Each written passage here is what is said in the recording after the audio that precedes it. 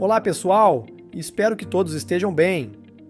Hoje quero mostrar a vocês como tirar um relatório referente ao fluxo de agendamento que ocorre no sistema.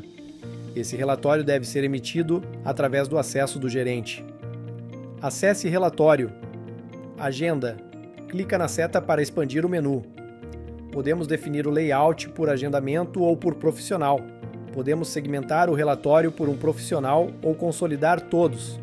Agora podemos filtrar pelo status do agendamento: agendado, reagendado, confirmado, cancelado, atendido todos e a data de referência desejada. O relatório pode ser exportado em Excel ou PDF ou ter um comando de impressão realizado. Espero que tenham gostado. Até a próxima, pessoal!